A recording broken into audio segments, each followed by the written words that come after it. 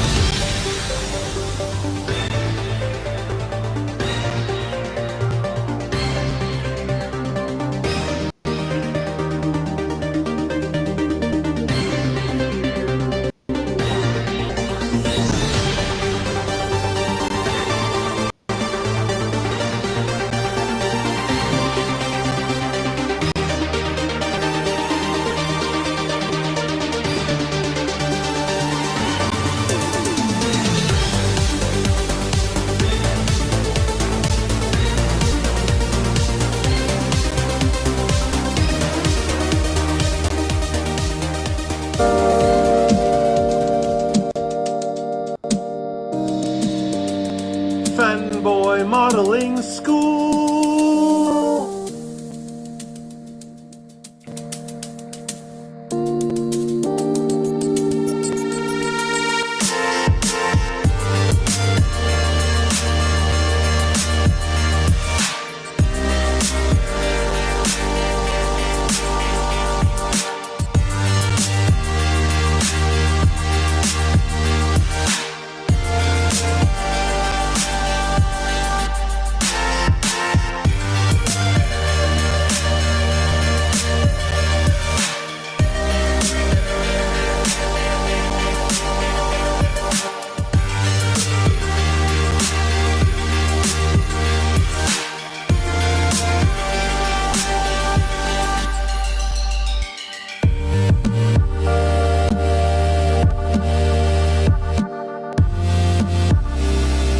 hello, and welcome to Fanboy Modeling School. I am the Fat Mantis, now in HD, and I'm here with my man, Steve, real name no gimmicks, also in HD. What's going on, brother?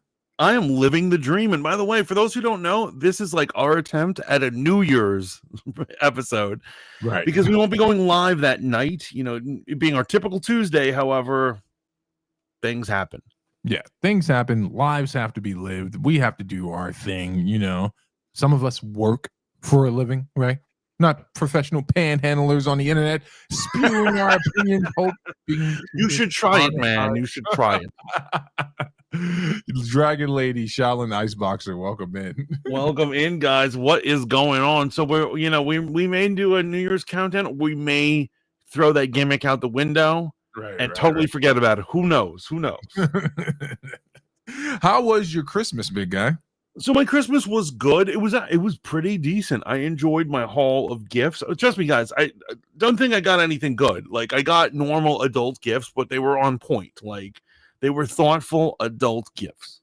That's what I'm talking about, man. What'd you get? Pajamas, thermals? What'd you get? You know, hemorrhoid cream. I got a walker. Amen.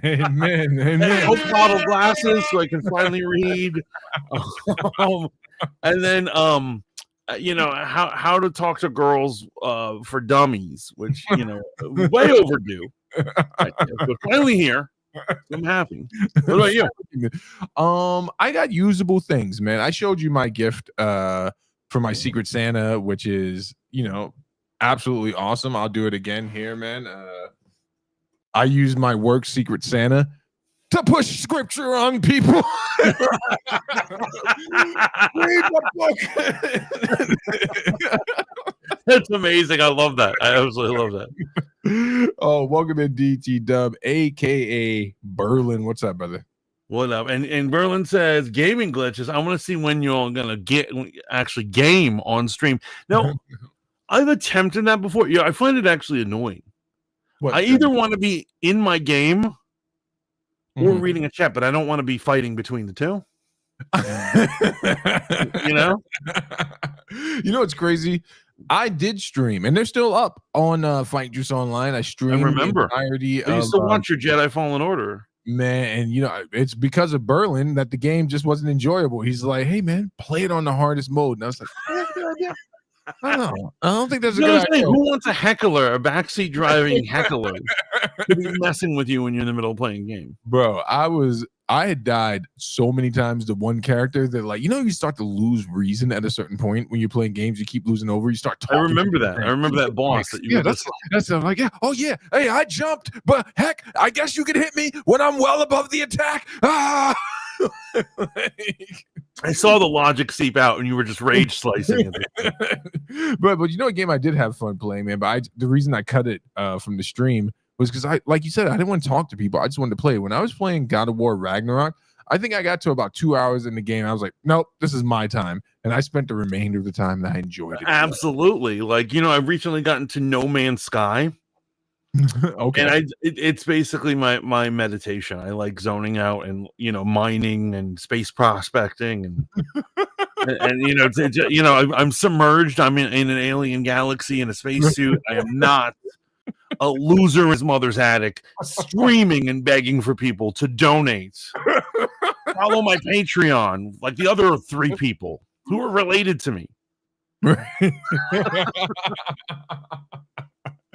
Do you have a Patreon? That's amazing. I gotta subscribe. Speaking of subscribing, but actually, in truth, I don't associate with them. I actually had a Patreon years ago, but when I found out their unfair practices toward conservative creators, I cashed out and then I shut it down. Wow, look at you, man, taking one for the little guy, man. I appreciate that, man. So what it is I don't know if you know Sydney Watson. So she's an Australian conservative streamer, and she is one of the most based women on earth. She doesn't attack people. She approaches things in this academic way or whatever. They canceled her Patreon and took all the money and said, according to the contract, we don't have to give you any money. And what you violated was that we in the contract, they can find any social media, right, whether it's involved with them or not, whether you link it back or not. And if they don't like a single thing you post, they can then sever ties. Yeah, man, it's the obscure, sad world of streaming for a living. Shout out to her though, man. She sells tea online. I'm not saying that in a disparaging way, but apparently it's no, she sells tea, and it looks delightful. It looks delightful, man. Yeah, I know you're like in this British thing. You know what I was saying? Tea is just so un-American. It's un-American, bro. Ever since the British Tea Party. Or Boston Tea Party, whatever it's called.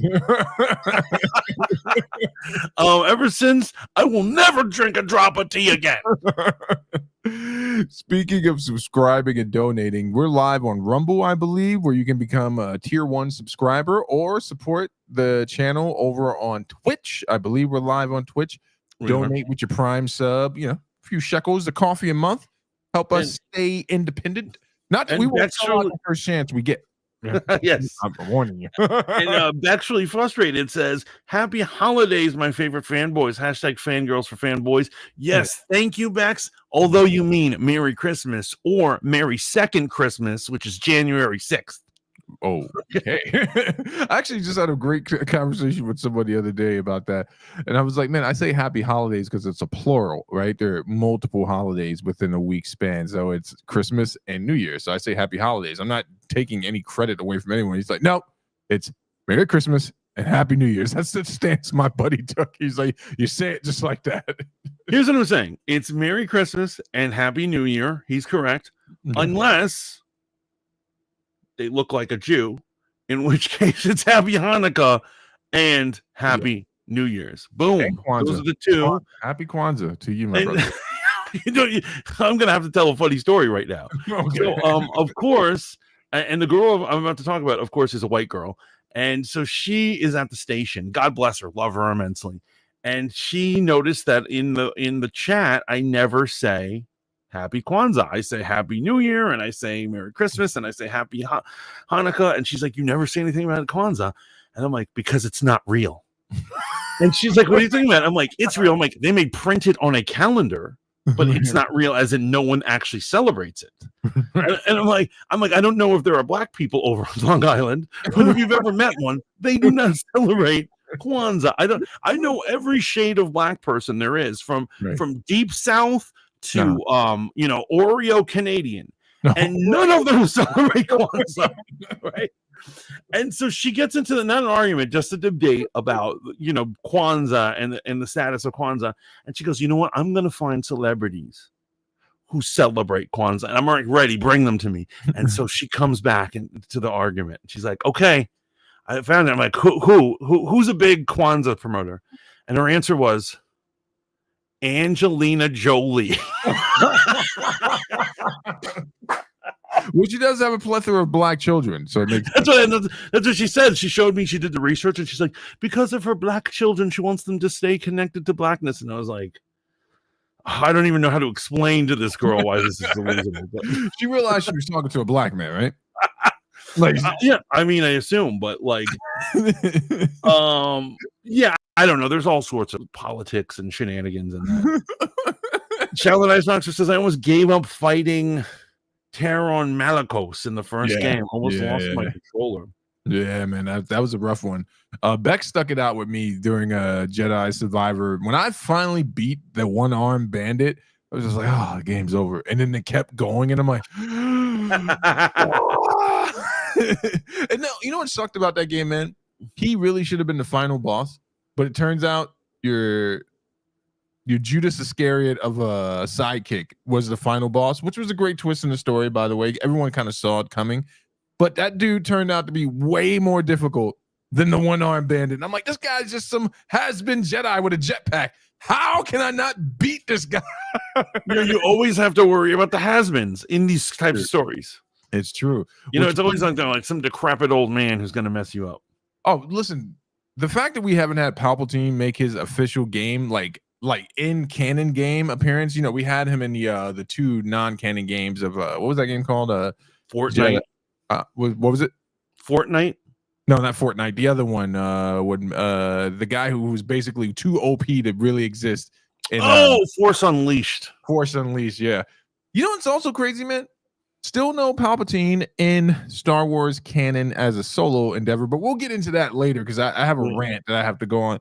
I do want to get to my honorable mention, man. It's MMA related, it's combat sports related, but it's big money related. I don't know if you know this, but Conor McGregor is officially signed and inked a deal to fight one of the Paul brothers, the other one, not Jake Paul, I believe Logan.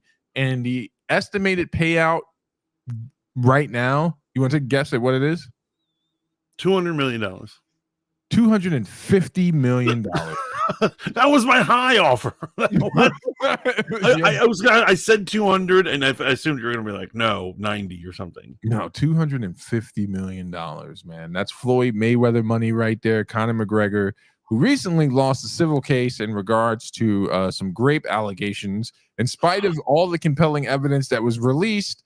Remember, I said compelling, not me taking right. You're not saying you know the answer, but you're saying it was compelling evidence that he was not there. If it happened, he was not the one. He wasn't the one, and he's. That's why I'm saying Jay-Z's going the correct way, man. Let's take it to the law. Yes, exactly. Enough of these lawsuits from 20 years ago.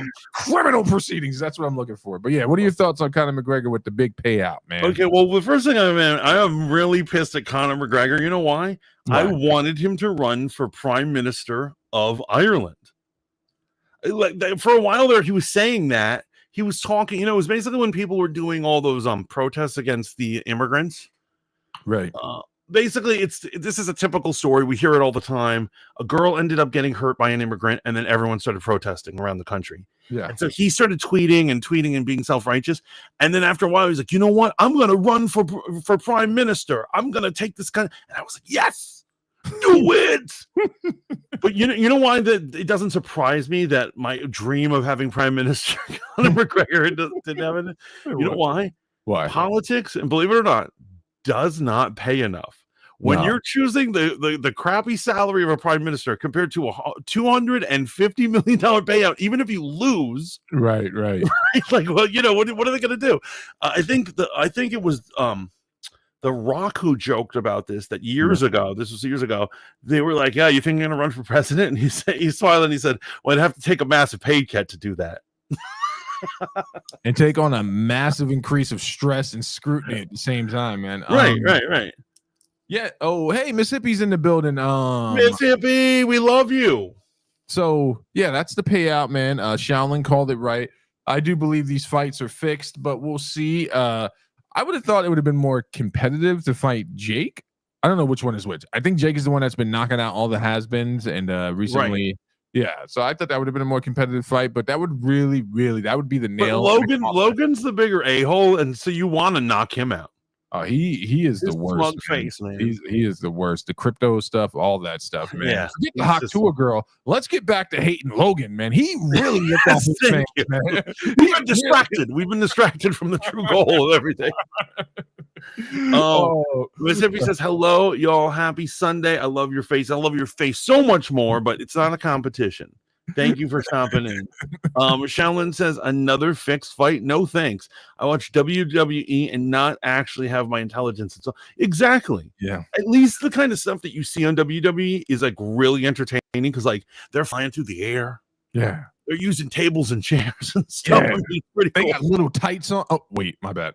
Wrong podcast. Did you ever hear CM Punk tell a story? No, go ahead. So CM Punk was a WWE fighter, but he was also a comic book fighter. And I was really following him because he wrote comic books, right? And he told us at Comic-Con one year, told this horrible story that he says the WWE is ruthless. They'll fire you over nothing. And he one day had the flu and they forced him to go and fight. They're like, you cannot drop your match. You have to go out there. You have to do your thing. And he went out there and he said he was having diarrhea in his pants while he was doing the thing. And they did not care. They were like, you will continue fighting, bro.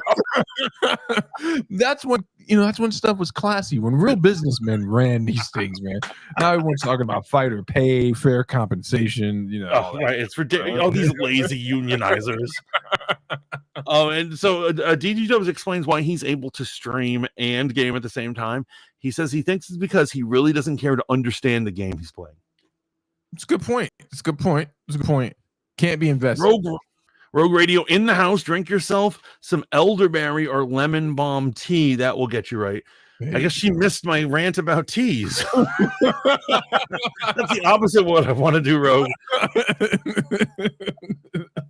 You are truly, truly a nationalist, man. Like, I have to say that about you, man. Would you drink American-made tea if it was like stateside? No, it's not. This is a cultural identity, so it really doesn't matter where the tea comes from. The thing is that British people drink tea. You see what I'm saying? And so I will never do anything a British person does. Except for speak English. They speak it wrong. They invented the language and they don't even know how to speak it. It is hella annoying. And another thing, those damn Canadians. I cannot wait till we annex those losers. Oh boy. Anyway, I'm sorry, we're really off track right now. Happy soon to be New Year's, everybody. This is the Fanboy Modeling School here on Riz Radio. I am the Fat Mantis. He is your Uncle Steve, real name, no gimmicks, longest nickname ever. And we are bringing you all the shenanigans as we bring in 2025. Yeah. Steven, any more honorable mentions? Yes, because I don't know if we can make a full topic out of it. So maybe this is the topic and an honorable mention. Did you watch What If? I did. You did? Okay. I did. Unfortunately. Let's talk about What If, man. I watched every episode except for the Howard the Duck one because I'm like, I'm not doing this. I have a right, just like Roy says, not to be involved with this. I'm like, I am not watching the Howard the Duck one. Like, yeah, I got to tell you, that was the episode where I turned it off and I was going to stop watching. Yeah. And then I took like a break and then I was like, you know what, I'm going to finish this. And then I finished it and then I kept watching. So first episode, the mech one, I didn't think it was great, but I didn't think it was bad. You know, I didn't think it was bad either. Stuff. I forgot that the Marvel Comics proper had done a crossover with Godzilla. So we actually had a WB Marvel Disney crossover. Did you know there was a crossover with Godzilla versus the Avengers? I actually didn't know that, but I'm not surprised they've had, the way the crossovers happen nowadays. Yeah. They just throw those at you nonstop. Yeah. So watching the mech stuff was very reminiscent of watching, like Ultraman and all that stuff. And I was just like, all right, it was another opportunity for them to sell Sam Wilson as Captain America. What'd you think? So here's what it is.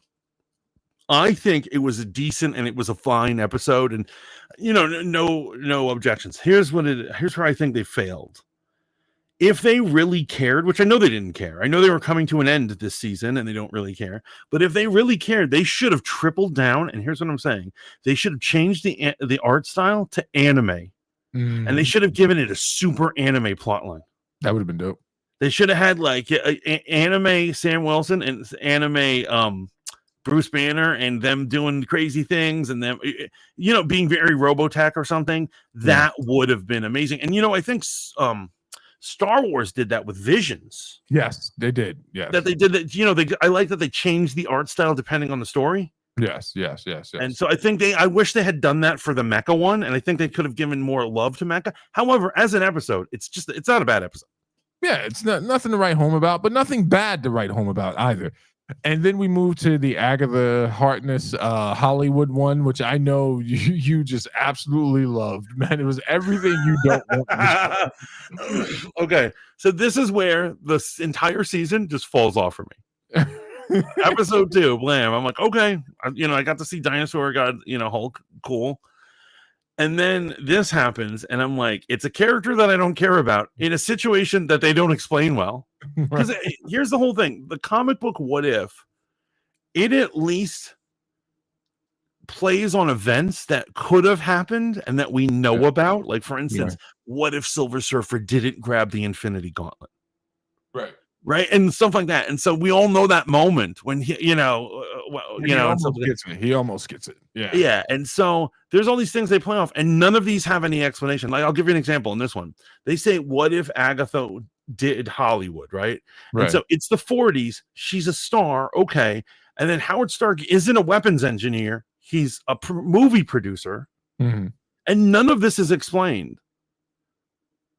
Like, what is going on exactly? So he was the weapons engineer. They asked him what's going on with the weapons industry. He was like, the money's in Hollywood. Fine. But I'm saying, here's what I'm saying. Did he almost become a movie producer? Did they not ever mention this before? You know what I'm saying? It just felt like they didn't set it up right.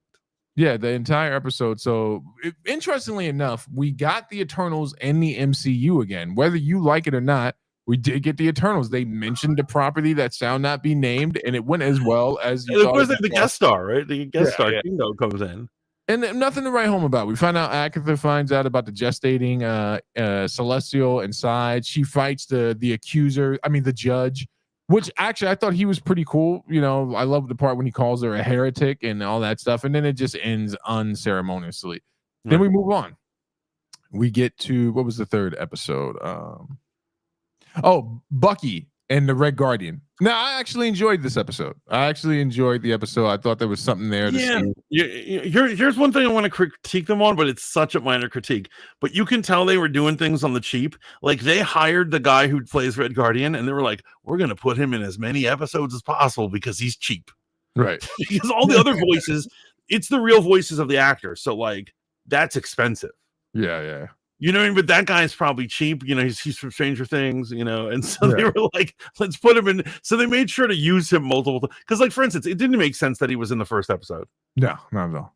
Not at all. But I didn't hate that episode. It was kind of cute.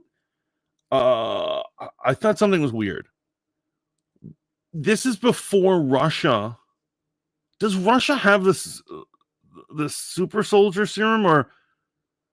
Okay, so what they did here was, so you remember at during the events of Civil War in the MCU that the Winter Soldier killed Howard Right, Stark. They showed the flashback of him killing, and that's when Russia gets it. And here's the thing I got that's going to make you extremely upset. You know that blue liquid? I'm not sure of this. Don't quote me on this. But that is the same blue liquid super soldier serum that they said was the blood of the Kree and the Shield series. So just throwing it out there. But in this instance, yes, Russia does have the Winter Soldier at this point. Russia does not have a super soldier program. How did they make Red Guardian? That's what I was going to say. I was like, if they hadn't gotten it yet, right? Why do they have a Red Guardian? Why does he dress like he's a super soldier? Why does he have a shield? And why is he so powerful? Right, and actually, he was knocking people out. And he was dodging bullets. Yeah. So, you know, I mean, the fact that he could keep up with Bucky and Bucky's a cyborg. Yeah. So, I didn't fully understand that, but I mean, that's a nitpick, really. You know, at the heart of it, it was a cute. Yeah, cute buddy cop episode. Love Lawrence Fishburne whenever he appears in anything. Great to hear his voice. He's hilarious. I love that part when he's standing at the cars. He's like, "Oh, you're going to your sister's house. What are you getting?" And I'm just like, amazing question. So you know what the theory is, right? What's that? The theory is that is Miles Morales' mom's sister. Oh, they had the same last name? Yeah. Has anyone That's an internet theory? There's really no way to prove it because she doesn't do anything in the episode, right? So. Has anyone ever in comic book history explained why Miles Morales' mother does not have the same last name as her husband? And why Miles doesn't have the same last name as his father? Did they ever explain that? They do bring that up, and that was like the dad even says at one point in the comic that she's being modern. And he didn't want to be like force his last name on her. Okay. And so like a beta, he lets his son have his wife's last name. Think. Beta D in the house. What's up, D? I'm too lonely over at Rumble. Oh, yeah, Rumble is it's a ghost town right now, right? Yeah, people love the mainstream stuff, man. So that was the third episode. Then there was the Howard the Duck episode. Didn't watch it, but there's a child that's born to Howard the Duck and the assistant of what's her face from Thor. Yeah, you know what I'm talking about. Yeah, the annoying one, with the voice. Yeah, nerdy girl, and it's them making jokes the whole time, and it was not a fun adventure. And and they have a cosmic power child somehow. Their child is wildly powerful. So the child gets the cosmic powers while it's in the whole thing is they have an egg, and that's even gross. That's even let me tell you, this is super gross. Homegirl goes to the hospital to have the baby, and they obviously skip over the birth, but she gives birth to an egg. Yeah. So I'm already grossed out. And then the whole point is all these people want to get the egg. Mm-hmm. Like, and this is disgusting. The collector is his name. Is his name the collector? That dude, he wants to get it so that he can eat it.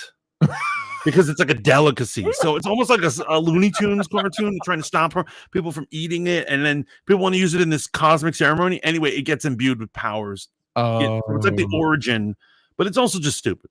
Okay. It's just stupid all around. So we make it through that, right? That delightful situation. And then we finally get what people showed up for.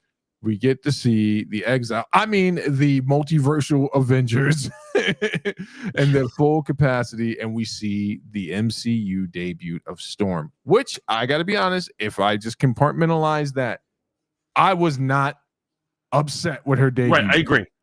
If you're just looking at the Storm stuff, love it. Yes. I gotta say, go ahead. Why does Marvel keep doing this? And so here's what it is. I want to preface this. I don't hate women. I love women. I love them and their empowerment. Why does Marvel keep trying to make all female groups? There's no such thing as an all male group. So why is there an all female group? Why do they keep trying to make it happen? Mm-hmm. Why are they ruining my life? So here's what I'm saying: the Exiles could have been all sorts of different characters from the thing. Instead, they're like, it's gonna be Captain Carter and her bitch squad.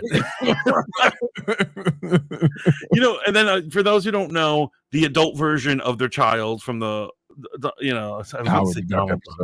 Howard the Duck child. She's grown up. For some reason, she has red hair. Yes, it doesn't make sense.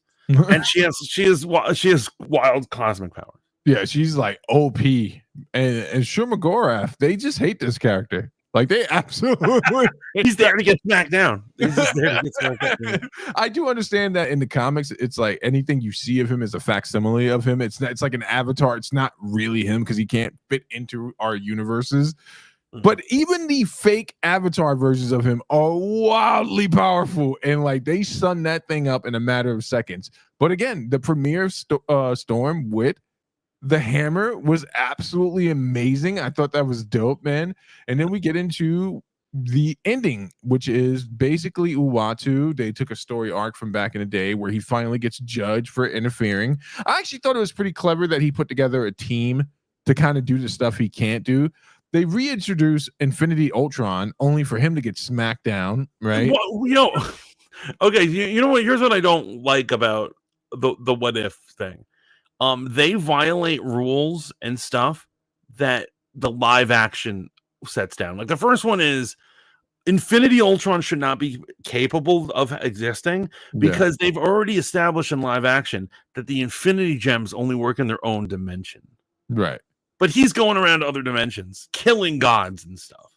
Well, wait. They never established that in there. What they did in Loki was they had a bunch of like inert gems, and it was just supposed to show you that the power that was at the TBA is the most powerful thing. No, but they said, oh, those don't work in other dimensions. They only work in their origin dimension. Did they say that to Loki? They have the clerk say that. They yeah. Okay. Yeah. I'm gonna fact check you because you are. You should fact check me because I'm so right. You're a Trump supporter, and I know you just make up words. But we own all the words because we won so well. But he says it's gonna be a Sunday thing. No, we're just unable to go on Tuesday. So then when we move on, and it's just basically the trial of Uatu, some great fight scenes, a lot of flashy stuff. Peggy Carter, spoiler alert, don't care if you get mad, Peggy Carter dies, and I was okay with that. I was okay with Peggy Carter finally biting it. So there are a few things that have come out now since the show has concluded. A lot of people didn't like it, some people enjoyed it, and other people were like, man, it's an anime. It's an animation, no big deal. And that's kind of where I landed. I watched it with my kids, they enjoyed it. I was like, all right, it's over. That was the last one. I'm glad it's not going for a 4th season. Good to go, right? But other people, I've noticed on YouTube, man, the fan crafting is pulling me back to that dark place where I'm starting to hate fan craft. Like theory crafters again, because they'll jump on one word. They said exiles in the show, so this is clearly Marvel saying that they're going to do an exile show. Yeah, that's what the chatter in town is going on about. That they're like, they're going to make a cartoon called The Exiles, and it'll be interdimensional morons, sucking each other off. I'm gonna pass, especially if it's this team. And so, like I said, I like Storm. I like the Storm thing. I don't know if I like this idea of like a girl group. You know, running around doing man stuff. Yes. What I'm saying is, whatever. I'm so annoyed. I'm not even going to explain myself and dig myself out of the hole I just put myself in. What I'm saying is, they should be intergendered teams. That's how life is. That's how the world works. Groups of only women have never accomplished anything except for like book clubs or something. So I just don't I can't buy this, and so this is the Marvels all over again. Okay. This was actually way better than the Marvels. I got to be honest with you, man. Maybe I'm hating a little hard. Yeah, you're a little too much on the sauce right there, big guy. But yeah, that's it. That concludes the What If saga over at the MCU factory. Mantis, your final thoughts on What If as a whole? Oh, wait, there was one thing we completely forgot. Doctor Strange makes a comeback as an entire universe. Right. Which I actually was not mad at. I was like, well, that makes sense, I guess. He's the eternity of... They don't seem to understand how eternity works, though, in the MCU. Like They messed him up real good. And they made him like a magic genie in the first appearance, which is definitely not what he is. Yeah, he's not into the business of granting anyone's wishes. I actually think they're messing up all of Cosmic. I think they don't understand Cosmic, or maybe Feige didn't read Cosmic books. No, but probably. he just, here's what I'm saying. They don't understand Adam Warlock. They don't really understand Thanos. They only kind of superficially understand him. They don't understand what any of these guys do, like the Collector, the Grandmaster, the Eternity, Infinity. They just don't get it. No, because they're not trying to get it. They're just like, oh, it's a space looking dude. Like, come on. Let's get Kurt Russell to play him.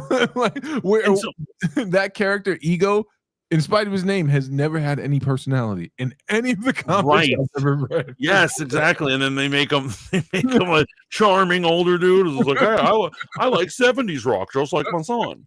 And I'm like, what is this dude? And it's kind of crazy because Star-Lord does have a powerful father, but he's just a normal dude. He's not a living planet god creature or whatever. So, yeah, they go all over it. They go on, and this is what my most annoyed thing about MCU when they fly off the handle like that. I gotta say, I will say fan theories for a little while about who or what Galactus could be. Right. I think it's really good. And so they're basing off of the false imagery of the Celestials. Mm-hmm.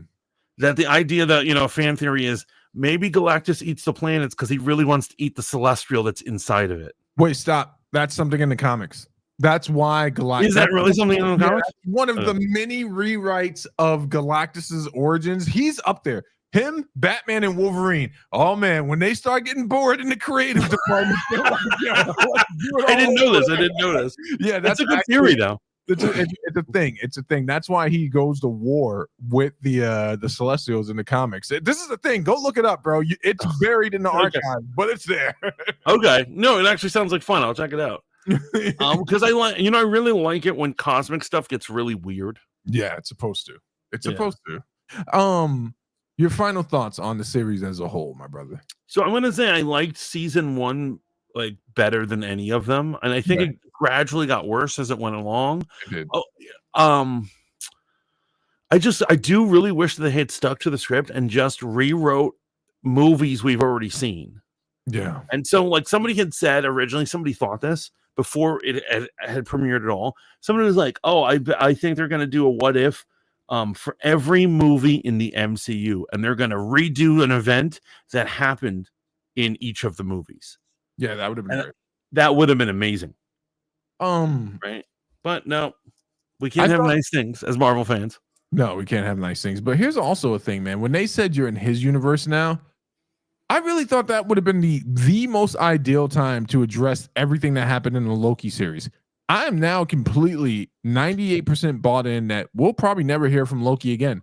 Like Secret Wars or any of that stuff. I think you're probably right. That is done. Like they're never going to reference it again. No, you know what? I think you know what it is. The best thing they could do is not reference it again and give him a good ending while Marvel is still good. Right. But unfortunately, I think these idiots are so obsessed with destroying their own property. Like for instance, everyone's saying like in Secret Wars, every character who has ever appeared is going to somehow appear in it. That is going to be the worst movie ever. I don't want it. I don't want any of that, man. They did so even if they just give him a cameo where like Loki comes out of a portal and he's like, "Gosh, guess what?" And he makes a stupid joke and he leaves. That would ruin it for me. The only way he could come back at this point is if they do it. If they do veer toward the Loki God of Stories thing. There was a recent arc in Thor comics where Thor had to fight the old gods. Basically, they were those gods that Asgard was being destroyed for, if I have the lore correct. So he had to fight old Thor and old Odin or something like that. Because there's like a cycle, and so they went of death and rebirth, and so there's old gods before them or whatever. And at one point, Loki kind of really fleshes out his role as the God of Stories, and he helps Thor regain, a piece of himself. If they do something like that, that would make sense, or it would just have to be something so zany over the top that I wouldn't mind it. They did reference Kang, or at least his equipment in this show. I honestly got to say something, man. I got to say this, and I'm going to say it with my chest, and I'm not mad about it. They did Jonathan Majors dirty, man. The longer we get away from that verdict, that whole situation, man, really, when I think about it, I mean, the founding member of your company was a Nazi sympathizer. You telling me you can't get past a man who was falsely accused? So, here's the thing, though. It's funny that we're on opposite pages when we used to be we both have different positions. You were so against Kang. I was open-minded to Kang. No, not the character. I think they did Jonathan Majors wrong. There was right. No, I agree. Here's what. In that case, I do think they did Jonathan Majors wrong. However, after seeing him in Ant-Man, I'm happy he's not the villain anymore. Yeah. That was such a joke. That he was so easily defeated by a bunch of ants. That I was like, not to me, because Kang has never, ever, in any comic book I've ever read, represented himself in a way where I'm like, he can't get beaten by ants. Right. Every time I've read him in a comic, I'm like, it's only going to take a few hundred ants to get this guy. Right. And I'm like, this is the follow-up to Thanos? What? Actually, they should have done, what's this guy's name that was in Guardians 3? Such an obscure but impactful character in Marvel. What is his name? What was the villain's name from Guardians 3? The High Evolutionary. Yeah, he made Wanda and I love that dude. I think he's normally like really better third act. All right. So what if's over? We're done with that. We're done with it. We'll move on. Let's see what Marvel has. I hope they don't stop doing animation. I just they need better writers at Marvel. I don't know what's going on. I actually had it out on Twitter. I didn't have it out, but I had some words, and the guy responded to it. Oh, what who responded? The writer. So, okay, here's what it is. One of the writers. You attacked, or you had a critique? I chimed in and I made a comment that went viral. What's the comment? And then he chimed in. And this is one of the writers of What If chimed in on it. He originally stated, here's what it is. He originally stated in an interview that he wrote one of the episodes. I don't even know which one. But he said, I didn't even know. He said, I didn't even know Marvel had the rights to Wolverine. If I had known, I would have put him in my episode. That is the dumbest thing anyone ever said out loud. They have had the rights to Wolverine for over 6 years. And so what I wrote, actually, let me see if I can look it up. While you're looking at it, it still gets likes. Really? I'm surprised we haven't talked about this before, man. Yeah, so I said, He's got it pinned. Don't let him fool you, folks. He's literally got it copy and pasted on his desktop, and he just wants. So here's my smart ass comment. I said I find it disconcerting that one of their own employees don't know the things that are common knowledge to normies. It's like when Jack Schaefer said she didn't have time to read comic books. The sad part is there's a writer out there that knows everything about the Marvel Universe who isn't getting work right now. Ooh. Fire. And so it's going viral, and then after a while, I don't know about viral, but it's getting popular. It's getting liked a lot. It's getting confronted. A lot of people confronting, cursing me out, whatever. And then suddenly he chimes in, and I don't know who the guy is, but he's like, "I'm that writer. Talk to me." And then I said, "You have no excuse. They've had these rights for Wolverine for 6 years, and a bunch of nobodies know that. Why don't you know that?" And then all he did was like it and retweet it, but he didn't respond back to me. But the point is that this is an example of what goes wrong in Marvel. The fact that they hire people like that who don't do the research as to what character, he doesn't even know what characters he has the right to use. Right. That is crazy to me. No, you're not wrong, man. And shout out to you for standing up for everyone. What was some of the detractors you were receiving? What people were cursing out? Were you really getting confronted? Yeah, because what it is that they're this is one of the problems when you mainstream something. There's normies, but there are also, you get these kind of fanboy fangirls who like something for like the wrong reasons. And so, like, for instance, there's now Jack Schaefer defenders who's Jack Schaefer again? Jack Schaefer is the showrunner for Wanda and Agatha. Oh, okay. Yeah. And when Wanda was done, she famously said, "They said, were you a fan of the comics? Were you into it?" She said, "Kevin Feige sent my office over stacks of comic books about Wanda and Vision I had to read, and I read the first two, and I was like, I don't have time for this, and I just pushed them away."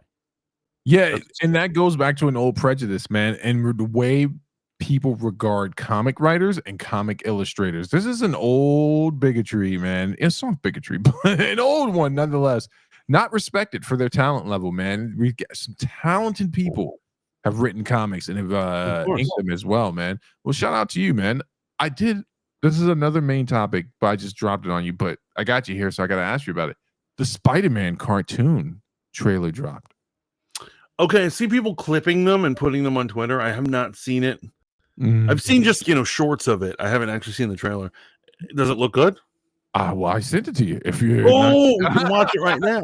Before we go any further, real quick, Shaolin Iceboxer says, "I prefer that spin on Galactus. I was hoping the MCU would go that way." I agree. And sometimes I wonder if they are even paying attention to what is happening, not on Twitter, but just in the fandom.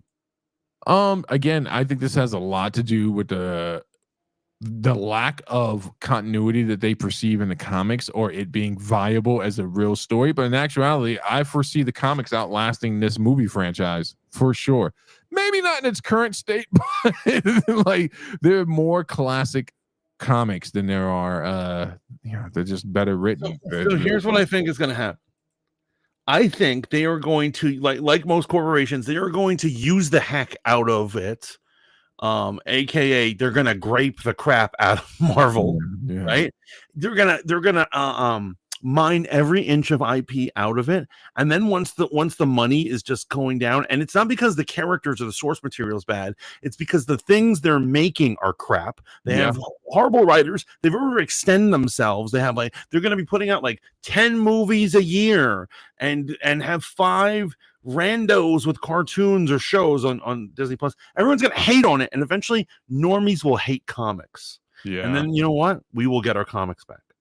Yeah, but at what state will we get them when they sell the company off piecemeal to like Paramount and not Paramount, but hopefully eventually some writer. I hope to be alive during this day.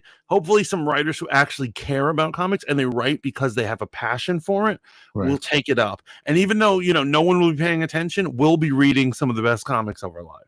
I'm with you, man. I'm with you. Still going to see Thunderbolts. Definitely going to check that out, man. We're getting closer and closer to this new Captain America movie. Super nervous about that. I'm super nervous, and I'll say this, man. Even though you're the bigger fan, because I've never read the comic of the King in Black, I do wish they had actually attempted to do Null in Venom. It's crazy to me that they didn't. Like he got 3 movies and Null just has like a short cameo or something. Yeah, but the version they were gonna release, man, it's like the same thing. I don't want to live through another Gore the God Butcher situation. Well, what I'm saying is I don't want the crappy version. I want like I just can't believe that someone didn't sit down and like this should be the main villain of the trilogy, and they weren't able to make that work. Well, that nothing surprises me with Sony, bro. Like they're like green lighted, make the Morbius movie.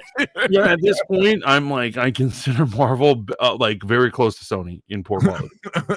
Wow. Here we go. New Spider-Man trailer. Oh, I like it already.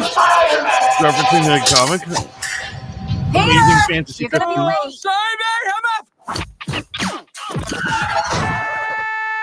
I'm okay. Hey, Petey's always been a bit clumsy. You know me, clumsy, Petey, Parker. Help! Mr. Campbell, I remembered I left something in the bathroom. Deuces. Parker out.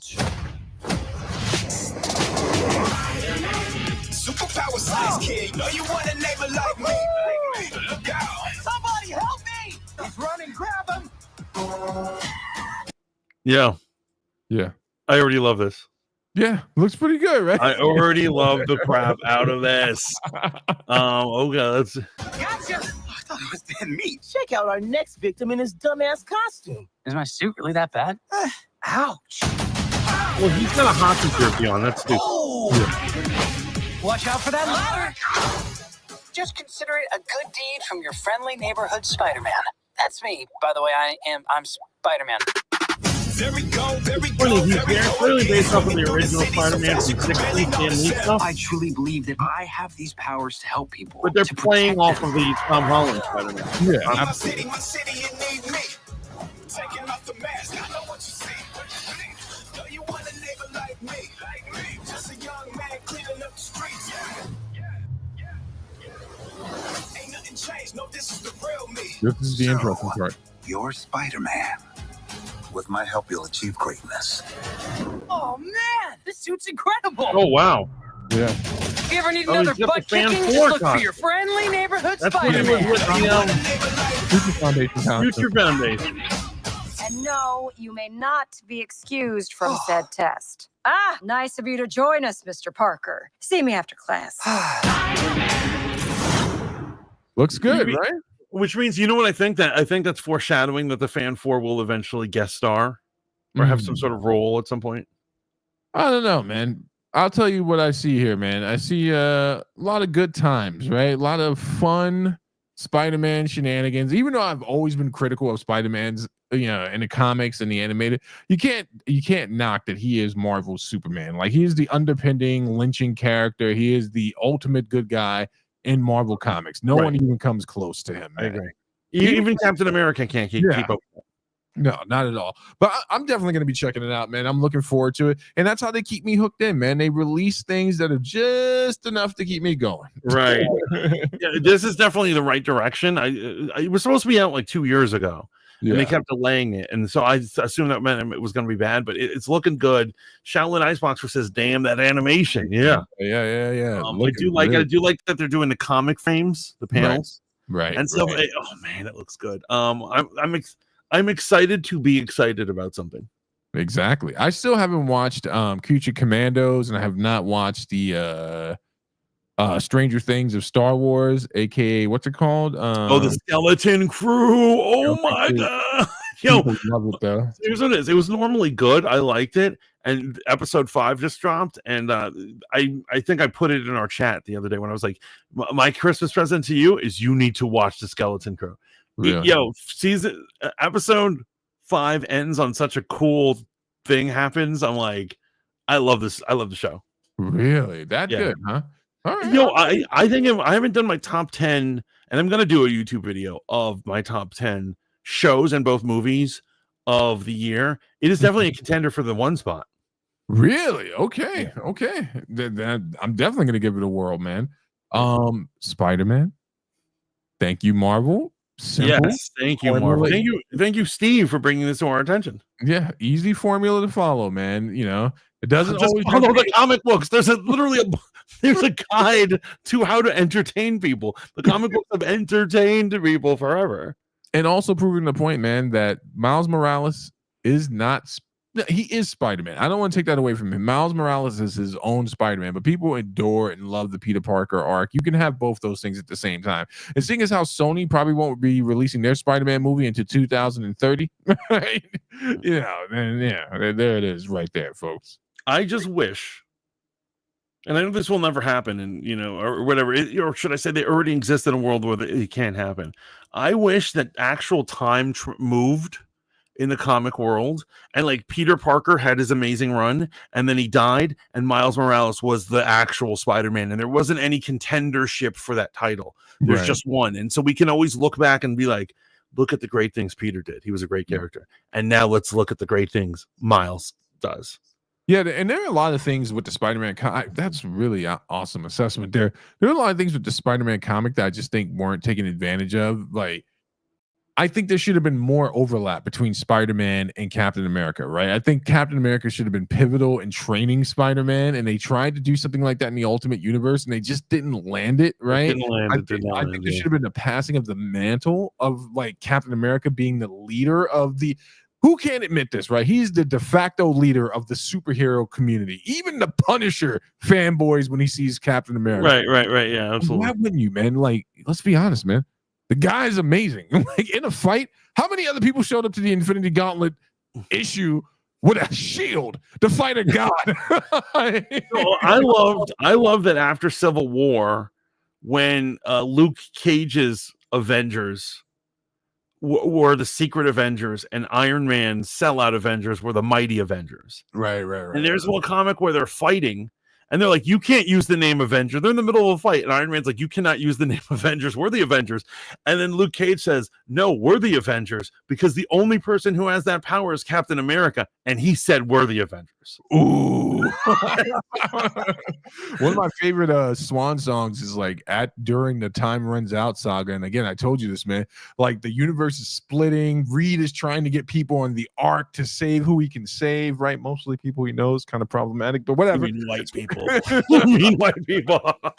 And Captain America says, I got somewhere to be. And everyone's like, no, Cap, the universe is coming to an end. He's like, I got somewhere to be. And he found Tony Stark so they can fight to the death as the universe was like, absolutely amazing. And I wanted him to like pass that on to Spider-Man. Also, if I was doing a modernized version of Marvel Comics, I would have had Spider-Man come into Daredevil's New York. Daredevil should be a superhero on his way out. Hear me out, bro.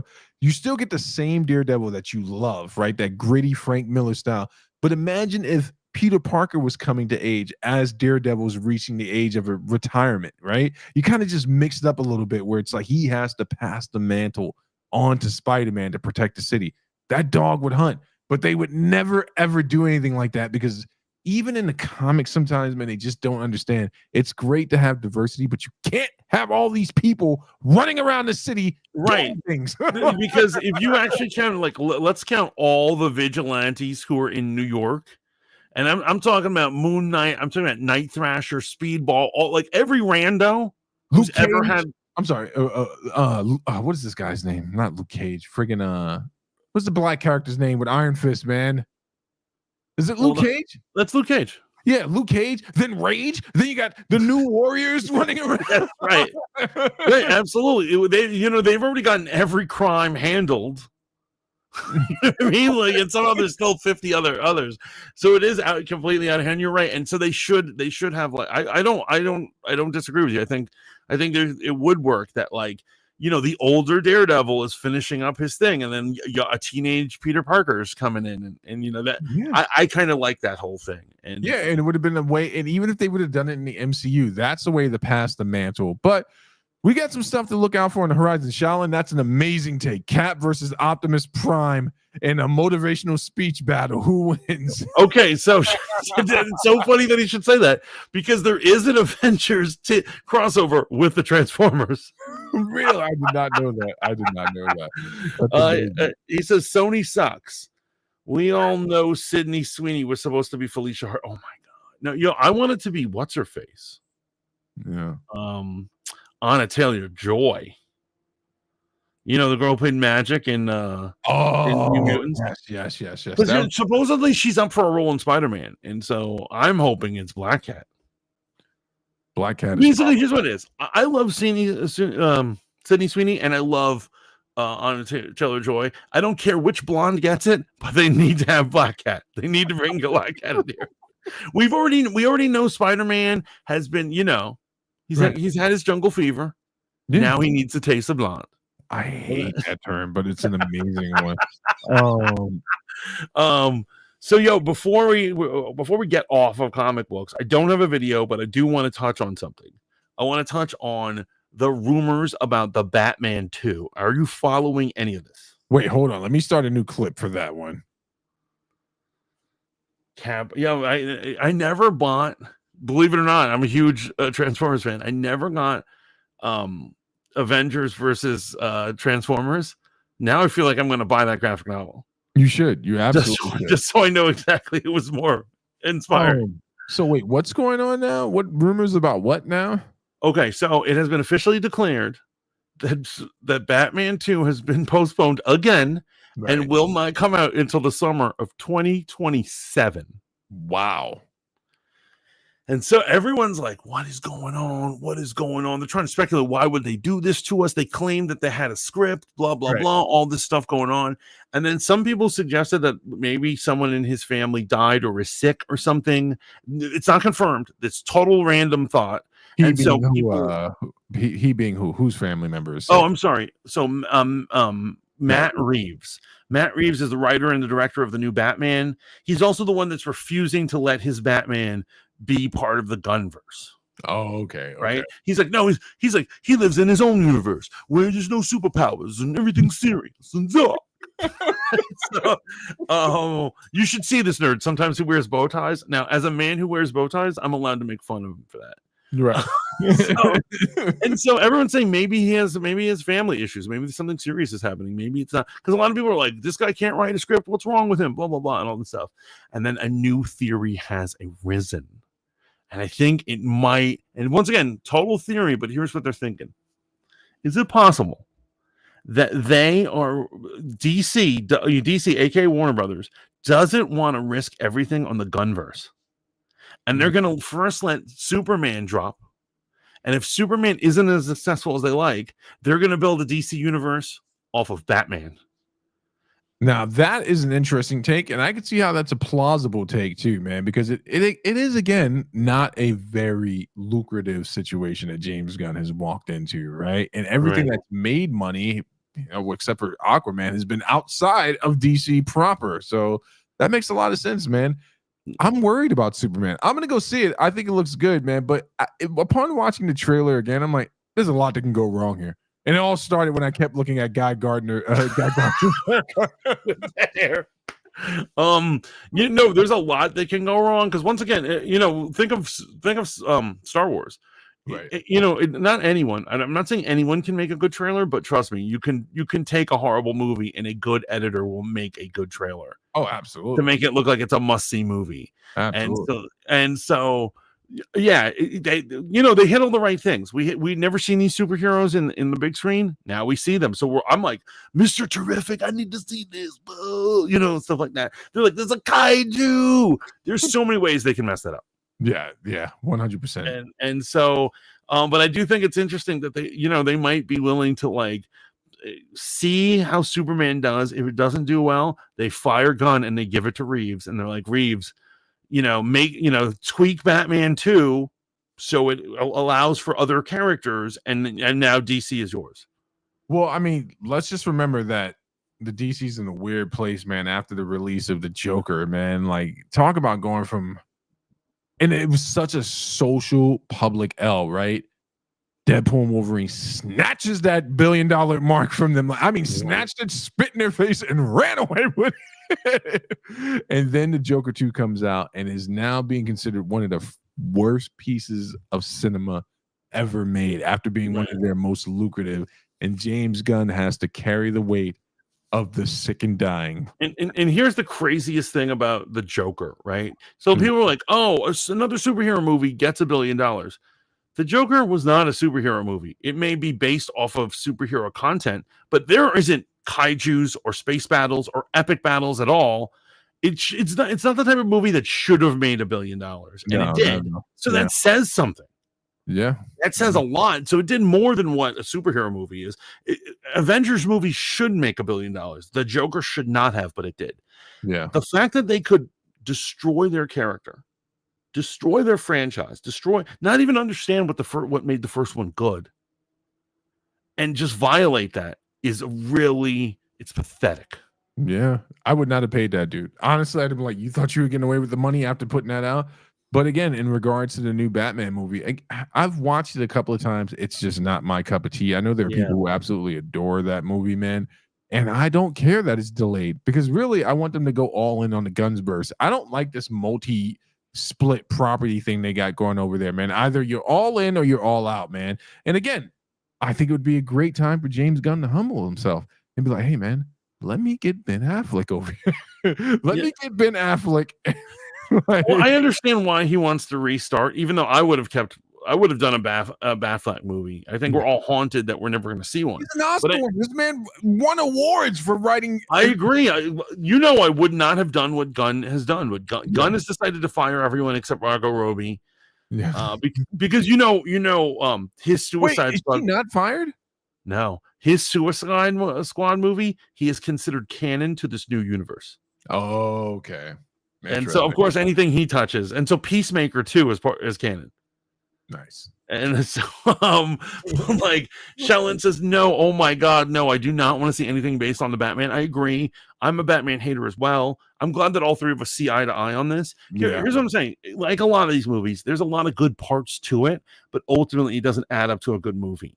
No, not at all. No. And I don't want to see it like that. But I do think that the guy, Zaslav, David Zaslav, who runs WB, I think that he is conniving and duplicitous enough to do something like this, where he's like, let's postpone the Batman and see if Superman's any good. And if it's not, I can totally see him being cut with stuff like that. I mean, they were handing the keys over to The Rock. I refuse to believe anything different. That was going to be The Rock's next big thing. Absolutely. And I bet you anything David Zaslav looked him in the eye and said, this empire is yours before the launch of that movie. Yeah. Before he was like, it's yours. And then next week he's like, Guns in charge, get rid of the baldy. He's like, security's gonna rough you up on the way out. Get rid of the Hawaiian. Put it back in his place. Oh, Shallon says, I'm excited to see what Gunn has to offer. Suicide Squad and Peacemaker were great. Really curious about Superman. I am curious about Superman. The question is, James Gunn, Creature Commandos, Guardians of the Galaxy, Suicide Squad. These movies are about cutthroat psychos, ragtag group of militant weirdos, right? It's nothing like Superman. Yeah. Nothing like Superman. Can he do Superman? I mean, so far, based off the trailer, I think he's got enough fanboy in him where he's going to make this thing crawl across. It looks like golden era Superman type stuff right there, man. Which I kind of felt like the Man of Steel was. This is an unpopular take, but it is my take, and you don't have to agree with it. It's not fact. I feel like that first Man of Steel movie was the closest we've ever come. Yes, I'm including the Christopher Reeves one as well, to golden era Superman. That scene of him being pushed down by that anti-gravity ray and him standing up was the first time it had dawned upon me in years of being exposed to this character how wildly powerful Superman is, because that scene is epic, bro. It is epic. It's amazing, but I mean, I don't know. You know what I think here's what I'm getting from you. What do you get? I think what you're saying is it was the closest we've ever seen to golden age power levels of Superman. No, I said exactly what I said, and I stand on it, man. Golden age Superman was that Superman, man, but brought to our time. This guy was just outside of our understanding of morality. No, remember the Golden Age Superman, he was constantly running after Lois Lane. He's like, Lois, no, I'm in trouble again. I don't consider that golden. First of all, that is a wrong category, like the wrong way to categorize. I don't even consider those real comics. I'm talking about the Superman you and I grew up with, man. Like DC pre-crisis. Okay, you don't mean the actual Golden Age like the 40s. I mean the real Golden Age. Racism existed in the 40s, so there's nothing. When you said Golden Age, I thought you meant the 40s, and I was like, no, that's done with the as far as I know, America doesn't exist before the 80s when it was like tolerable to be a black American. I actually second that. I actually absolutely second that. But no, so back to the Batman thing, man. Who cares, right? I know we care because we cover this content, but I think people have overestimated this movie, man. I'm sure the Penguin is a fine piece of property. I'm never gonna watch it. There have been so many times when I've almost clicked play and I was like, you know what? I'm gonna go watch YouTube instead. I'm not gonna watch it. I'm not invested in that universe. My sister is forever on my case about watching it. She's like, it was really good. You gotta see it, gotta see it. And I was like, no. And I'm the same way with Agatha. You are. I just here's what it is. And we I have morals and I stand for things. No, this got nothing to do with morality. We made a deal. I watched Transformers. You were supposed to watch Agatha. So now I know you're. Wait, did I say that? Yes, you did, man. You did. Okay, wait, hold on. This is the first time you're calling me on it. Whoa. So I will watch Agatha. I didn't think I had to. Well, it's too late now, man. You've already come up with 26 reasons that you hate it. There's no chance you'll enjoy it. Well, no, you said I promised I'd watch it. I didn't say I'd give it a chance.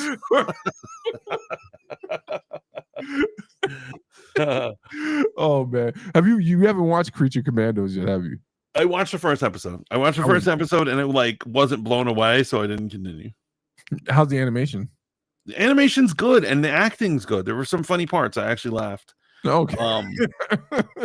But once again, it's not the type of thing that I would gravitate toward. It's not like I'm not rushing to see. You know what I'm saying? Yeah. It's just we'll see what happens, man.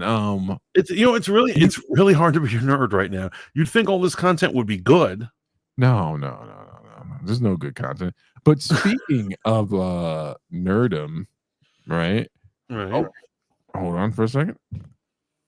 Are you ready for wild, unfactual, cannot be confirmed claims from one of our favorite cannot be confirmed scoopers? Yes. We get into Den of Nerds and the Marvel leaks.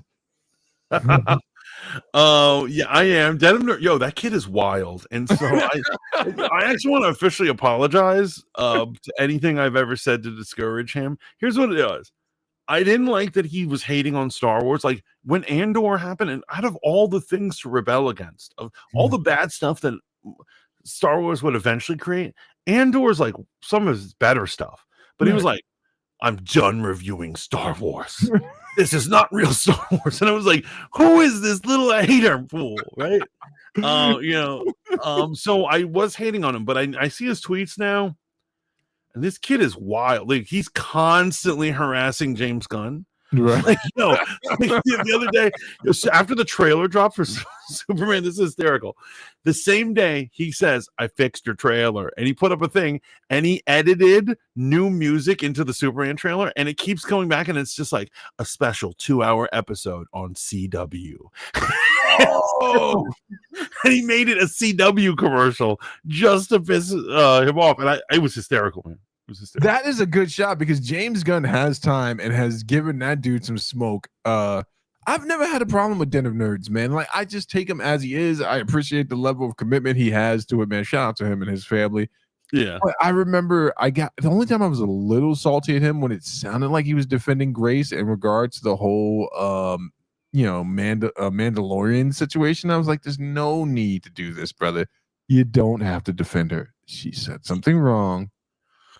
I think he was white knighting for her. And you know what? I'm going to admit I was white knighting for her. Here's what it is. I didn't say she did nothing wrong. I just, every time you asked me about it on stream, I was like, people say shit. Because, I couldn't possibly explain it. It was really embarrassing. You know what? I think that was probably the most embarrassed of her I've ever been.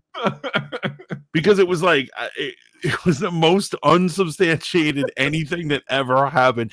It is literally like somebody saying, aliens came down and probed Donald Trump. Right. And the video's gonna drop in an hour. Yeah, any day, man.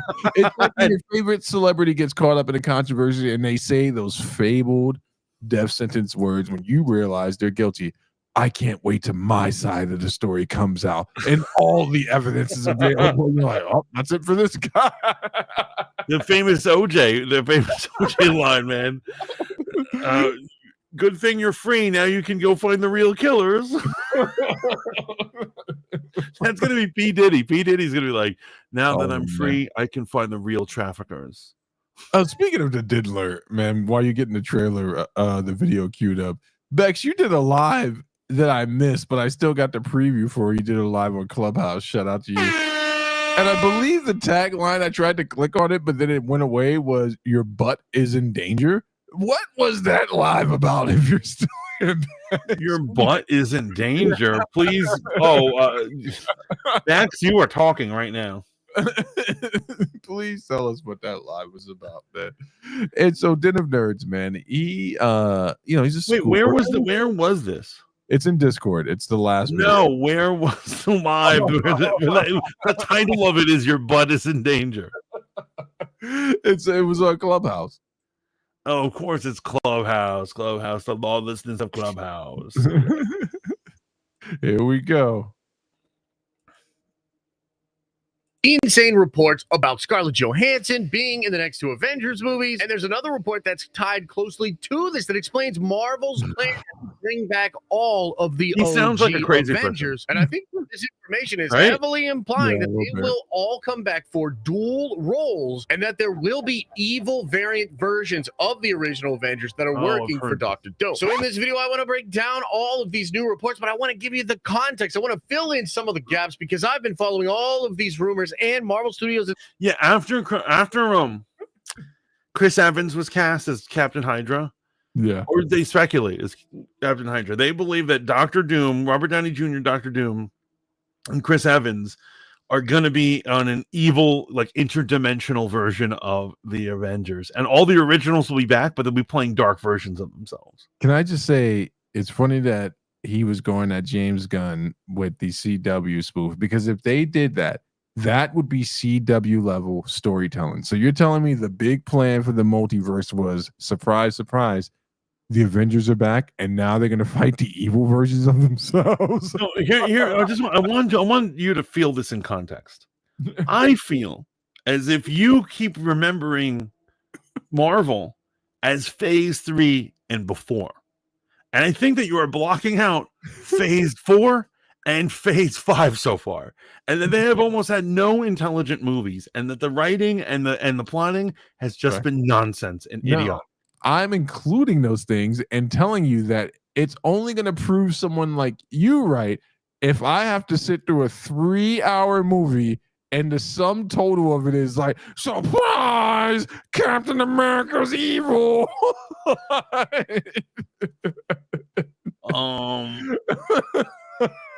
It's okay, because I thought you were implying that it's not possible that they would do that, because I think it is possible. No, trust me, it sounds bad. Possible. I'm saying it would be the dumbest thing that's ever happened, and I don't put it past them. That's the thing. I do not put it past them. Yeah. Let's see.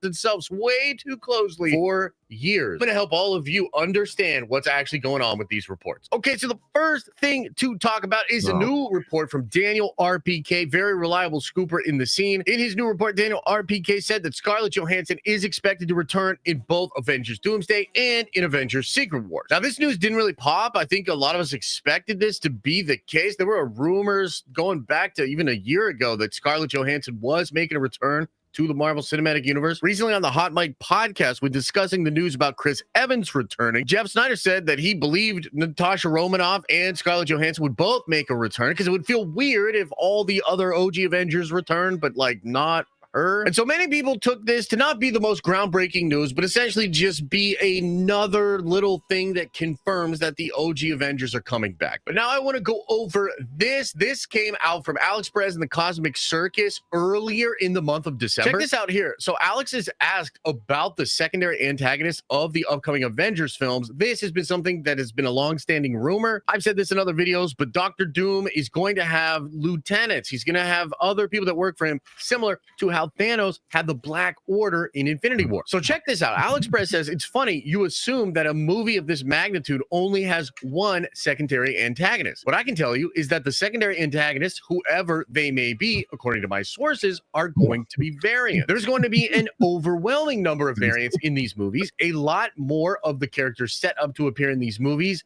than from 616. Some are going to be good, some are going to be bad, and some are going to be really worse. And then down here, further clarification is given when Alex is asked, what role do you think Chris Evans will have in Avengers Doomsday? And Alex answers, one of the rumors I had heard for these films was that a lot of the actors might be pulling double duty when it comes to the characters they portray. Evans could be a prime example of that because he could be playing a number of characters in the upcoming films. One of them will definitely be Steve Rogers from the end of Endgame, who went on to live happily ever after with Peggy, who was recently confirmed to be coming back for Doomsday. The confirmation that she'll be Agent Carter rather than Captain Carter implies we'll be headed back to the timeline. I've also heard that Evans could portray another character in the movie that stands alongside RDJ's Dr. Doom. And ladies and gentlemen, we got him because that is the exact answer right there that gives context to all of these different things. So let me kind of explain what's going on there with Alex's comment, and then we'll go through some past reports, and I'll kind of give you my take as to what is actually happening. So what Alex is saying there is that it is basically confirmed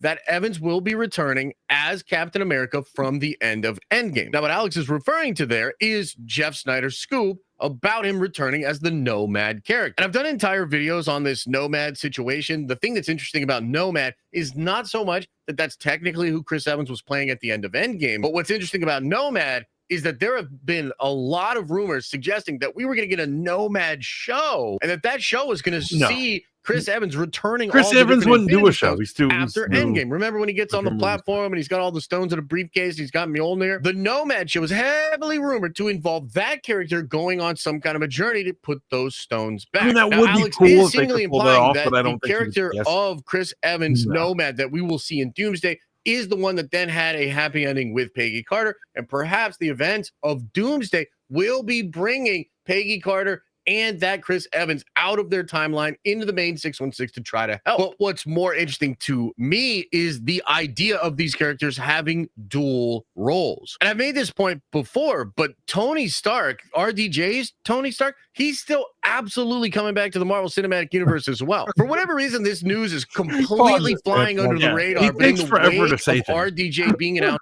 All right. Say again? He takes forever to say things. Yes, and I love when terms like absolutely, 100%, potentially confirmed are all in the same sentence, bro. Right. There is no confirmation that I think the biggest reveal we got ever was Chris Evans in Deadpool and Wesley Snipes in Deadpool. And I mean, if this happens, okay, but like, that's it right there. You know what I'm saying? Like, that was the best way to bring both those characters back. Anything else in my mind, like the story, Mantis would have to be so legit to make this worthwhile. And after all the fumbles with the multiverse, I just don't think they can pull it off, man. I think they're going to try, but I agree. I think that, like, this is so, you know what it is? People are tired of the multiverse. I think in general, that's what I hear on the streets. That's how I feel. All these things, and this requires us to triple, quadruple down on the multiverse. And I am just sick of seeing variants, and I'm sick of seeing all this. Yeah. Just get to a good story already, because it's you know what it is. It's they're replacing good story with variants. So like, well, wouldn't it be wild if we saw an evil Captain America? And I'm like, it wouldn't be that wild. And it goes back to your point that they don't know how to do cosmic beings, because the Secret Wars, the one that I enjoy, not the original, even though the original was classic, but it wasn't even about variants, man. It was about this this huge thing that was happening, which was the multiverse was ending. right? And heroes were making choices that we weren't used to them making. You had heroes like Black Panther, Captain America, Namor, like the Illuminati jumping from planets, and you're watching them build up to the place where they can finally end a planet. Do you understand what I'm saying? Like where a hero says, we're going to destroy another universe to save our own. That's what made that story amazing. That's what we want to see. I don't care if there's a Captain America that smokes cigarettes. Bro. Right. Yeah, no, I absolutely agree. It's so gimmicky. It's so stupid. They're focusing on the wrong things. And I'm not super excited, to be honest. I'm actually kind of dreading this. Honestly, man, if they really wanted to impress me, they should have made What If Season 1 live action and had Sorcerer Supreme Doctor Strange be the big bad for this phase. That would have been amazing. Like seeing that. Yeah, seeing that roll out, that would have been dope. I think that because it connects to, him making the decision to have Tony Stark kill himself, which I will die on this hill 100%. Strange could have said, hey, you're gonna die. You're gonna die, bro. But no, what we're getting is Robert Downey Jr. as Dr. Doom, when we all know we wanted the other guy to play Dr. Doom. Right. Who knows where this is going, man? It's gonna be a mess. It's gonna be a mess. It's gonna be huge. As Dr. Doom, a lot of the scoopers said that RDJ Iron Man is also coming back, and in fact, that character is gonna have conversations with his RDJ Doctor Doom variant. And that automatically implies that something between these two characters, an evil variant of this guy and a good variant of this guy, they're going to have some kind of conversation, some kind of a conflict. And I believe here is another problem with everything that's going on here, right? Mm-hmm. They've replaced all the superheroes with new. Basically, let's just call it what it is. They replaced them with minorities. So, all the characters' identities are now either possessed by a woman or a racial minority or both, right? And so instead of trying to build up these these replacements they've created for us, they're now going to have on the crutch of making it clear that they cannot have a movie without Chris Evans and RG Day. Yep. And I'm just like, this is so stupid, because now when they leave again after 2 movies, right, you're going to be in the same problem. You're going to have a franchise that doesn't have any heroes, because he should be building up Sam Wilson, Captain America. They should be building up all these people. Yeah. Not the moment they see a little worry, they're like, quick, get the old guys back. They're really stabbing themselves in the foot. Well, here's the problem, man. Like, I don't think they really respected the success of Deadpool and Wolverine. They're like, oh, people just like fart jokes. They like, off-color jokes. Not saying that, like, hey, man, there's a level of fandom, like, in fanfare that people will enjoy if it's good, right? And everything about that movie is perfect. They should have built up Sam Wilson. They should have used Falcon and the Winter Soldier as a chance to build up Bucky and Falcon, right? There should have been another portion of that story that wasn't to deal with him having a speech that just fell flat, right? And fueling the psychopaths over in the red pill comic book commentary community, right? It should have been more than that. They should have gone somewhere with WandaVision, right? Wanda should not have been the villain in Doctor Strange's movie, but she, could have had some role that led us to believe that Kang was an actual threat. There are a lot of should-haves, right? Right. But they didn't do any of it. And I don't know who to blame here, man. Like, I mean, I do. Kevin Feige's the easiest guy to blame, but I just feel like there were a lot of fingers in the pies, man. I'll never forget that one black guy that's like an executive producer or some made-up job over at the MCU, and he's like, oh, it's a warning sign to me as soon as someone references the source material. And I'm like, what? That's good. They're like, yeah, we immediately have them escorted out of the building. And they don't realize that, when are they going to realize that their bread is buttered by the actual fans of the comic?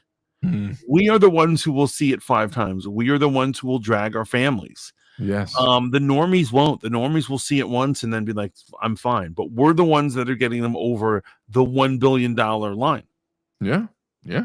And so, But what do you think about this, man? I think there's another burble. Gimmicky, man. It's too gimmicky. No, not even this, man. I think there's another bubble that's going to burst, man. I have to give John Campea credit for owning up to being a part of the group of mass hysteria when they saw 3 claw marks on Thanos' face, and they're like, that means Wolverine's gonna be in the MCU.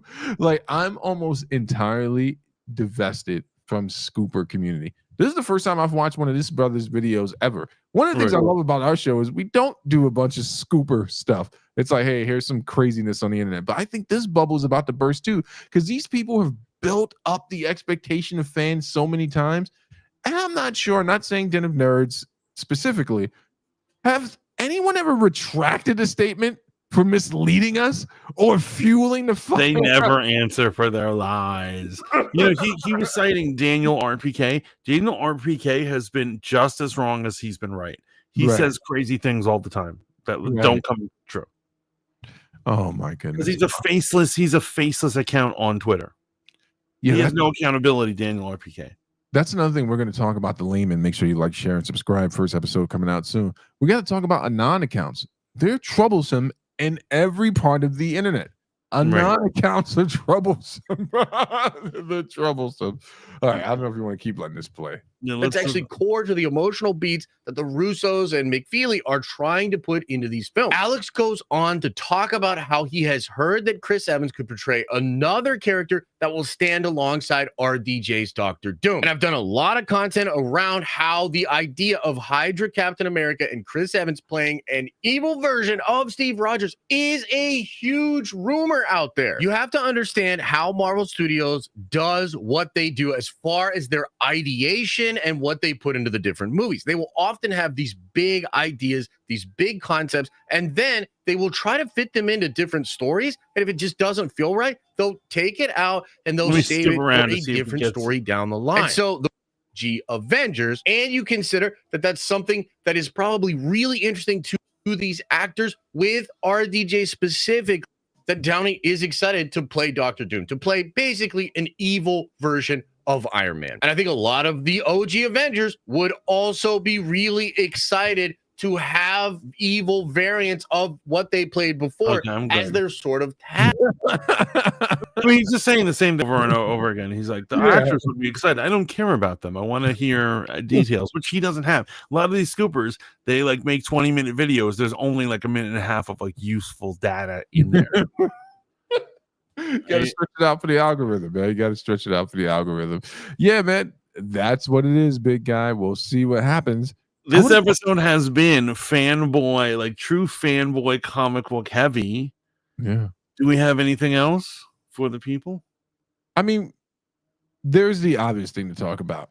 We're not doing the countdown, right? Technically, if we were live right now on Tuesday, it would be 14 minutes away from 12 a.m., right? We would be planning that out. So it seems appropriate to end the show on talking about 2024.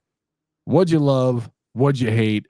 What are you looking forward to in 2025? And then, of course, we can end it with your boy Trump being inaugurated on Martin Luther King's holiday.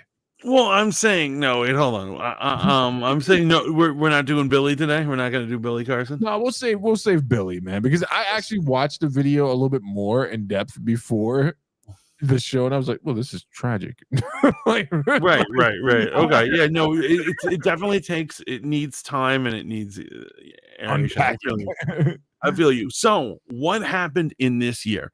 And so even though it's technically December 2023, Riz Radio was founded, really we didn't get the show going until January, right? When people actually had time slots and knew what they were doing. So we're celebrating 1 year of Riz Radio. Ooh.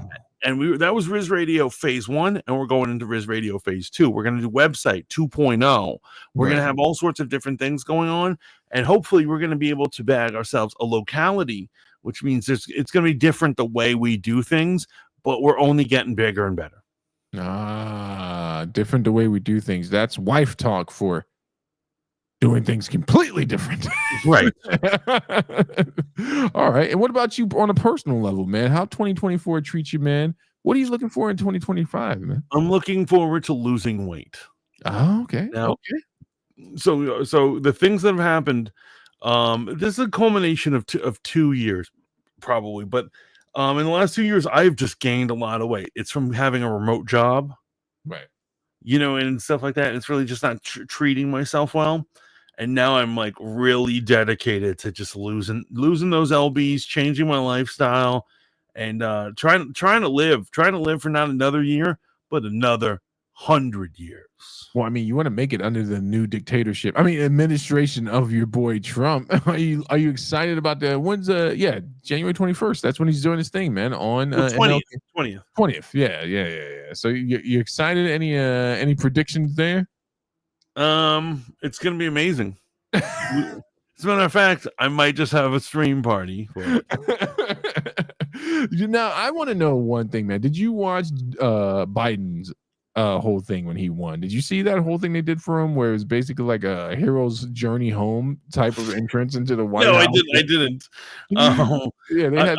I was still reeling at the fact that the election was stolen and that was allowed to happen. So, I couldn't focus. So you didn't see Katy Perry singing for Joe Biden, and she's old and washed up. So I'm glad I didn't see that.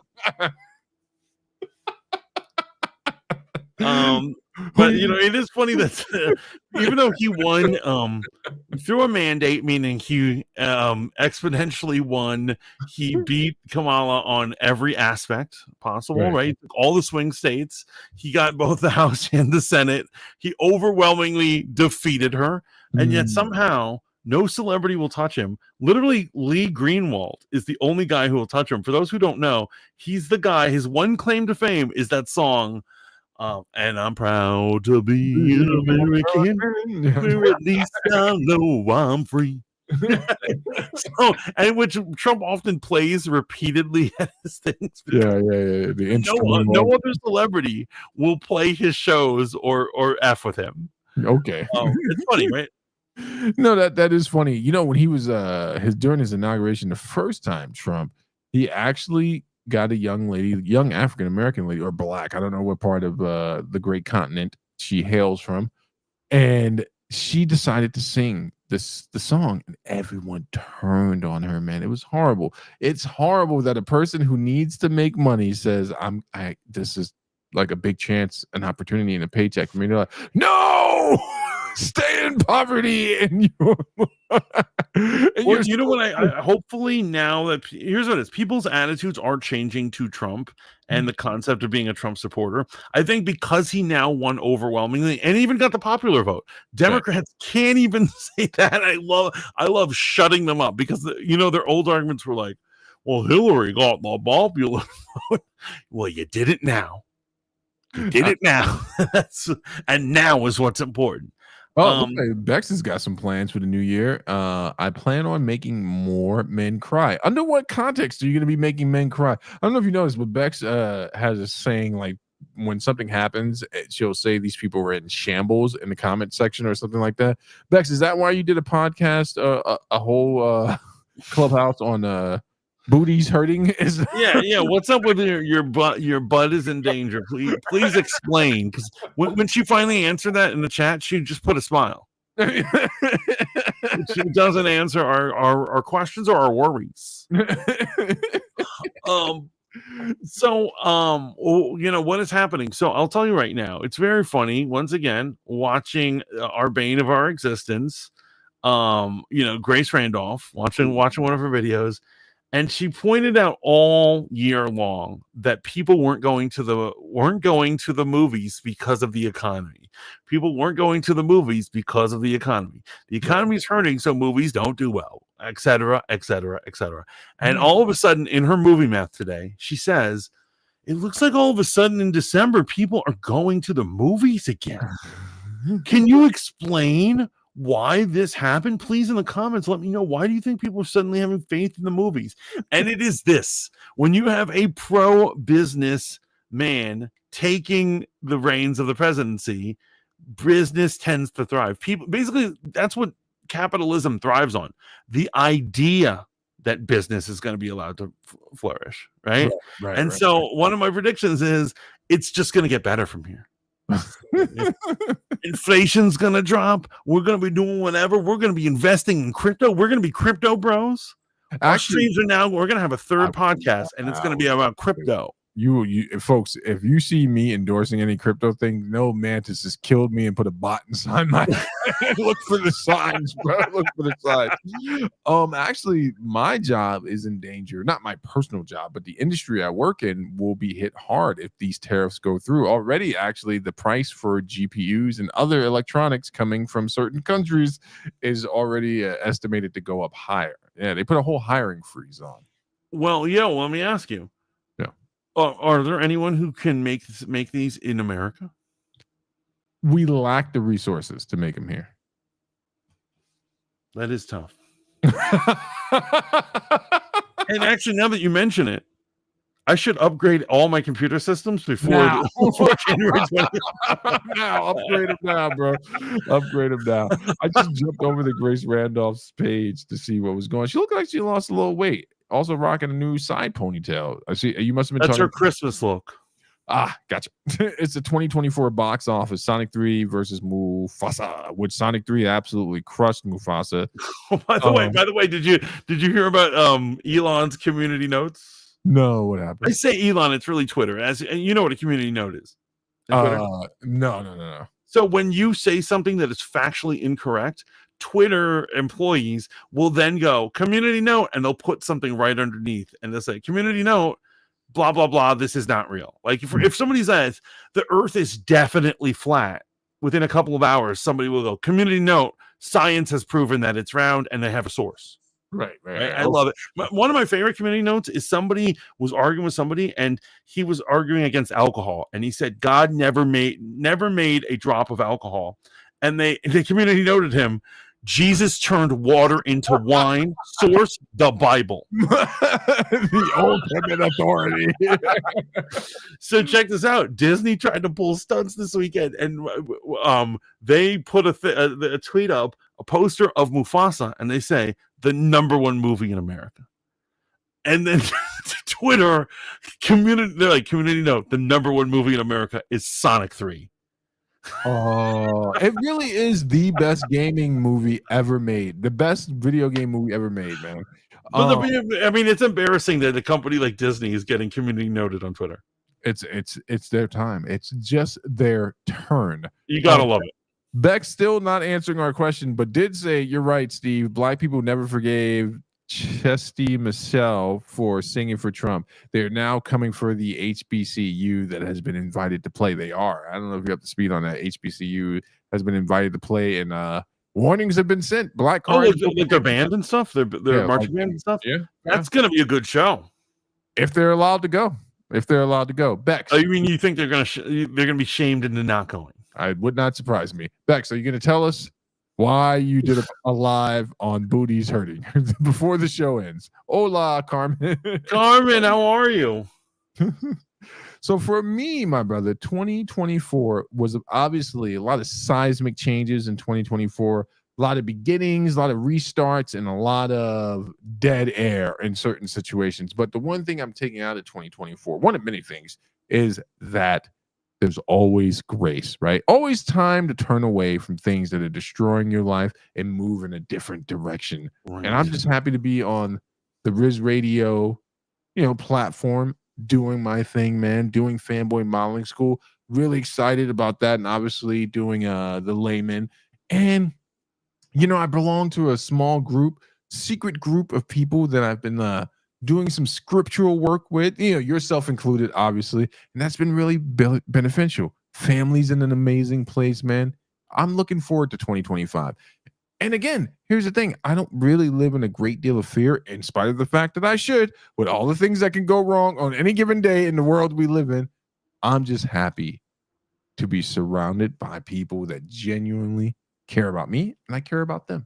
And I wish you all the best in this new year, man. Yeah, it was beautiful. Thank you. It was a little gay. It was. But it was beautiful. Thank you. By the way, Beck says nah. She just says nah. Nah, she's not going to tell us what.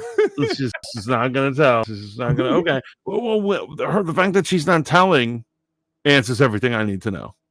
Oh, really? Manthus has got a theory. Yeah, obviously it was a stream about giving up the booty. obviously. Obviously, that's what she was pitching. And she's worried that we're too wholesome. Our stream right now is too wholesome to be mentioning it. So. Oh, okay. Thank you for protecting our souls, Bex. So what are your predictions for 2025? So my predictions for 2025, man, I'm going to switch to the political commentary, right? I don't know if you know this, but a vampire that has walked the earth since the days of the Garden of Eden, which was named Lilith, and now passes itself off for a living carcass called Nancy Pelosi, right? Recently cannibalized yet again one of her own and blocking AOC for a new position. Right. So I see more infighting in the Democratic mainstream party, and that playing out now. My prediction is it's going to start to play out in the lower levels. Not that this isn't already happening. And when I say in the lower levels, I mean amongst the constituents, man. I think there's going to be a liberal civil war, and I'll be sitting back watching this happen. My mother said something to me the other day which completely took me by surprise. And my mother is a diehard Democrat and liberal. She is absolutely done with the Democratic Party and will be registering as a independent. I love it. Nothing to do with the system and the false promises of the Democratic Party. And it took a lot to push her there, man. It took a lot to push her there. So I foresee that. I also see. I love that. I love to hear that.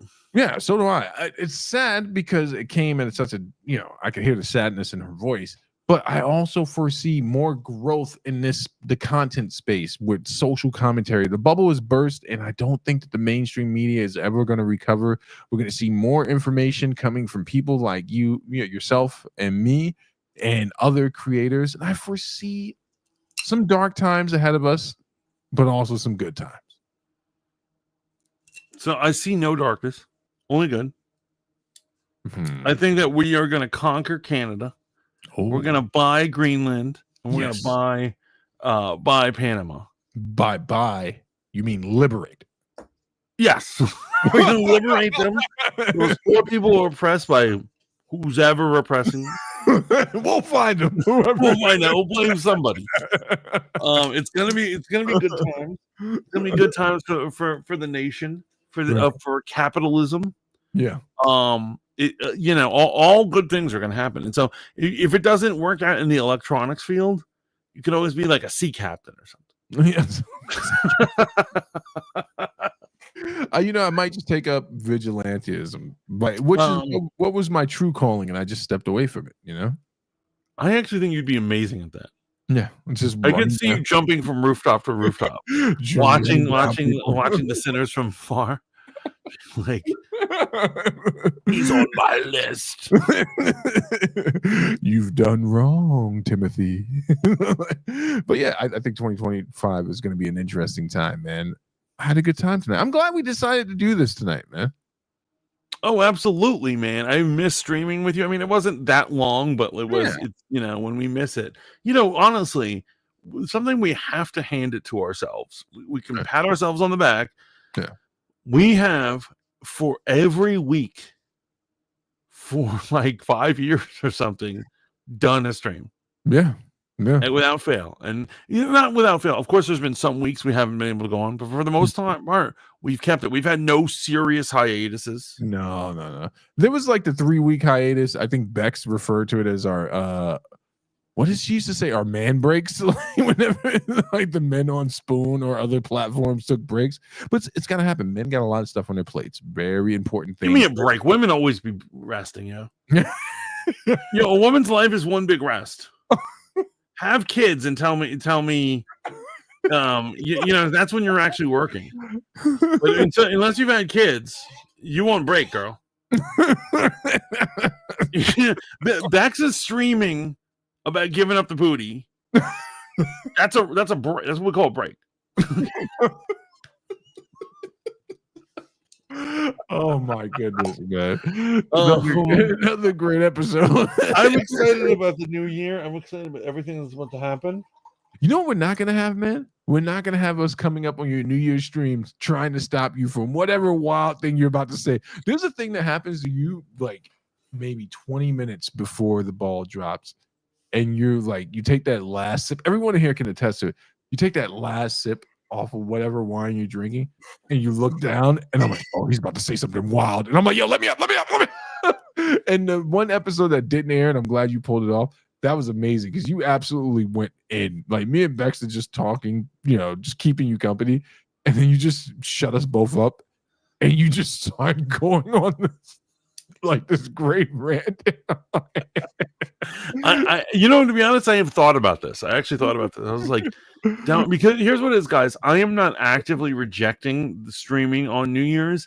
I am unable to, meaning I have family visiting, and I can't, I get loud and it disturbs them from sleeping. And so they've asked me, they're like, when we visit, can you not do late night streams? And I'm like, well, that's my life. My social life. Now I don't have friends. Thank you.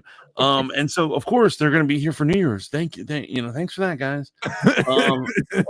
So I won't be able to do that on the actual night of New Year's, but I really wish I could because I have rewatched that last time we did it.